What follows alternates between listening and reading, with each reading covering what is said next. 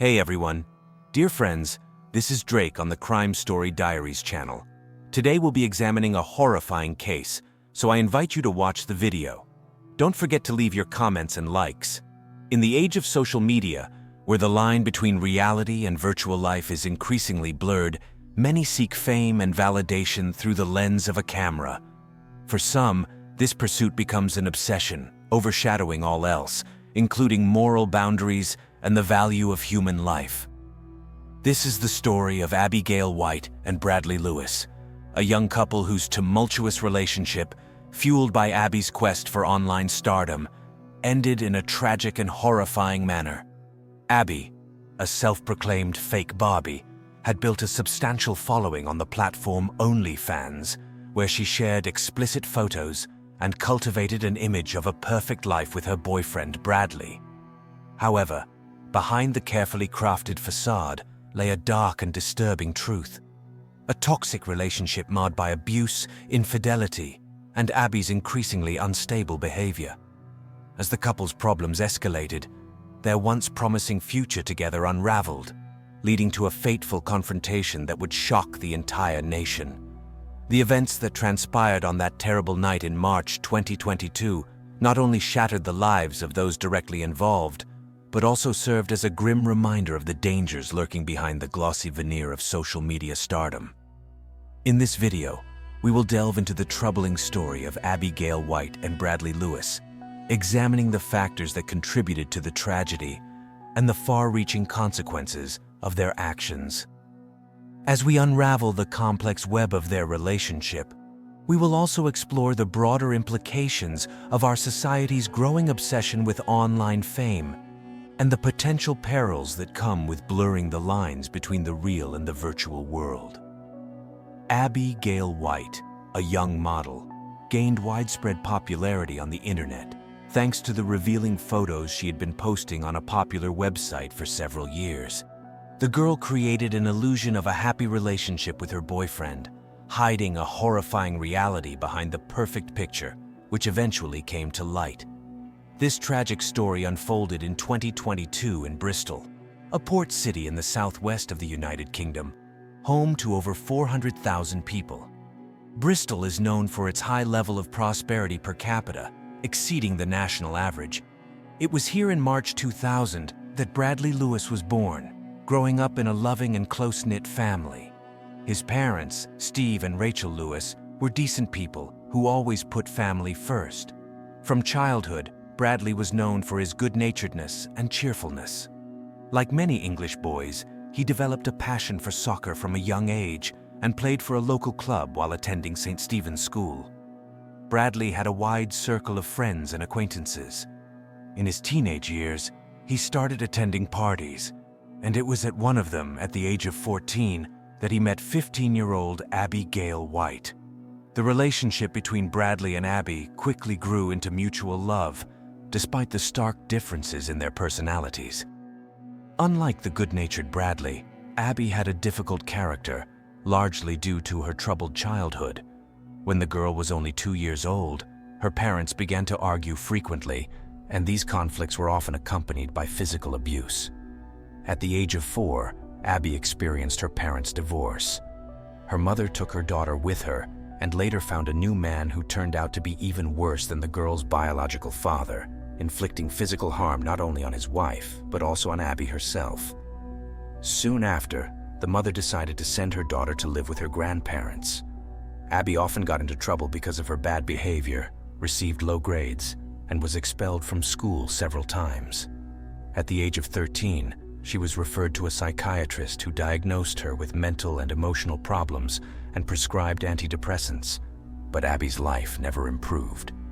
Meanwhile, Bradley, after graduating from school and completing courses, started working as a floor layer. Abby, on the other hand, never worked and didn't even try to find a permanent job. Instead, the girl began to earn a decent income on the website OnlyFans. OnlyFans is a platform that allows creators to share any content with subscribers, but has gained a dubious reputation due to its popularity among models who attract fans with explicit photos. This is exactly the type of content Abby decided to publish under the pseudonym Miss CJ, calling herself a fake Barbie. Thanks to the racy photos, the girl quickly gained a large audience of fans, and her income grew rapidly. In the first year alone, Abby earned £50,000 sterling, over $60,000. But this success was short-lived. At the beginning of the second year of her OnlyFans career, her profits plummeted due to competition from new models. Abby lost about 75% of her subscribers, earning only £12,000, about $15,000, for the year. By that time, Bradley and Abby already had 4 children, including one child that the girl had given birth to from another man. Details about the age and gender of the children are kept secret. The young family lived in a small house. Bradley worked hard to provide a decent life for Abby and the children, while his parents always helped the couple and took an active part in raising their grandchildren. Despite the happy photos together that Abby often posted, the couple's real relationship was far from ideal. The girl was using prohibited substances and often came home heavily intoxicated, although she denied having a serious addiction. She complained to family and friends about constant control and cruelty from Bradley, accusing him of regular infidelity. However, loved ones knew this was not true. In fact, it was Abby who cheated on her boyfriend and even had a child with another man. She constantly lied to those around her and complained about Bradley.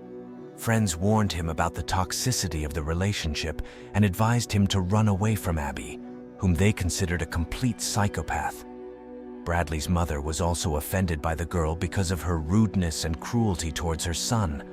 The conflicts in the couple led to the intervention of social services, who forbade Abby to live with Bradley and approach him. The young man moved in with his parents, but Abby continued to call him, control him, and force him to spend nights together, despite the prohibition. The girl was active on social media, posting videos on TikTok where she portrayed herself as a victim and a betrayed mother of many children, publicly humiliating Bradley and portraying him as a monster. In early March 2022, Abby sent a voice message to a friend in which she admitted that she did not trust Bradley, considered him a liar, and was forced to beat the truth out of him. She mentioned that the young man advised her to seek psychological help, and people around them warned about the danger of a lethal outcome in their relationship. Abby expressed confidence in her ability to kill and her willingness to go to prison for it. On March 19th, during another serious argument, the girl stabbed Bradley in the arm with a knife, causing him a severe injury. The young man was forced to urgently seek medical help, but lied to the doctors that he was injured at work, so that Abby would not have problems with the police. After this incident, Bradley decided to end the relationship with the girl, despite their 3 children together. However, he continued to communicate with her, ignoring the recommendations of social services. 6 days later, on Thursday, March 25th, at 8 p.m., a blood-curdling scream from Abby was heard from the house where the White Lewis family lived. She begged for help and asked to call the emergency services. A neighbor, hearing the screams, ran to help and learned from Abby that Bradley was not breathing. Upon entering the house, the woman saw a horrifying scene. The hallway and living room of the house were covered in bloodstains. Bradley was lying unconscious in the kitchen, and a bloody knife was visible on the radiator. The frightened neighbor immediately called the police. Soon, her husband arrived, who also witnessed the gruesome scene. Fortunately, at that moment, Abby and Bradley's children were visiting the young man's parents. When the police and medics arrived at the scene, they tried to provide assistance to the victim. Bloody traces were scattered all over the first floor of the house. Law enforcement officers found a shirt, a mop, and other items with bloodstains. Abby pretended to be terrified and claimed that she had argued with Bradley, after which he injured himself in protest. The police did not believe the girl, but allowed her to go to the hospital with the unconscious Bradley. The young man was urgently operated on, but the doctors were powerless to save his life. 22-year-old Bradley died at 1:30 a.m. on March 26th from massive blood loss caused by a single stab wound to the chest that hit his heart. The news of their son's death was a real shock for his parents. Now the investigation had to find out what really happened in the White Lewis house and who was to blame for the death of the young man. Friends and relatives of the couple said that on the eve of the tragedy, the relationship between Bradley and Abby was extremely tense. One of the deceased's friends reported that shortly before the incident, Bradley had confessed to him about having a new girlfriend, which probably could have greatly angered Abby. The police began to suspect her of committing the murder and took her into custody. During the first interrogation, Abby told her version of events. According to her, that evening she and Bradley had an argument, and the young man threatened to harm himself with a knife. The girl allegedly snatched the knife from him to throw it away and ran to the exit of the house. But Bradley caught up with her, grabbed her wrist, and plunged the blade into his chest. The investigators did not believe Abby and asked her many questions, which she refused to answer. The girl's version seemed absurd. After spending 2 months behind bars, Abby finally admitted her guilt in involuntary manslaughter and told what actually happened on March 25th. Back on March 19th, after the incident with Bradley's arm injury, the young man decided to break up with Abby. On March 25th, he invited the girl to meet in the park, where he informed her about the breakup. Abby was furious. At 5 p.m. that same day, the couple, together with friends Ryan and Louise, went to a local bar, and an hour later, the company moved to another establishment where they continued their leisure. At the bar, Abby was using prohibited substances and consuming alcohol in excess. Being in a bad mood, she was rude to the staff and visitors. At some point, Bradley and Ryan went to the bathroom where the young man burst into tears and confessed to his friend that he wanted to get as far away from Abby as possible, but was afraid to do so because of her threats to harm herself. While the friends were absent, Abby was rude to one of the bar patrons and even hit an unknown man, for which she received a slap in response and fell to the floor. A friend helped the girl get up and led her aside. When Bradley and Ryan returned to the table, Abby splashed a cocktail in the young man's face, began to publicly humiliate him, and accuse him of not standing up for her. In response to Ryan's request to calm down, the girl spat in his face. At 7:50 p.m., Bradley and Abby got into the car of an old acquaintance named Alfie, whom they met at the bar, and he drove them home. Alfie said that throughout the ride, the couple did not stop arguing. As soon as they drove up to the house, Abby quickly got out of the car and headed inside. Bradley sat in the car for a few more minutes, saying goodbye to his friend. His last words were, "I will die when I go home." I will die when I... This phrase alarmed Alfie, to whom the whole situation seemed strange and frightening. He left Bradley his phone number in case he needed help. After saying goodbye, Alfie left, and Bradley entered the house, where an enraged Abby was already waiting for him with a knife in her hands. During the argument, the girl dealt a fatal blow to the young man's chest. 20 minutes later, a neighbor called the emergency services. When examining Bradley's mobile phone, detectives found a huge number of messages from Abby. From the beginning of 2022, the girl had sent the young man hundreds of threats, so cruel that their content cannot be voiced. Before the trial, several psychiatrists spoke with Abby and concluded that she suffers from borderline personality disorder, is unable to control her anger, and is emotionally unstable.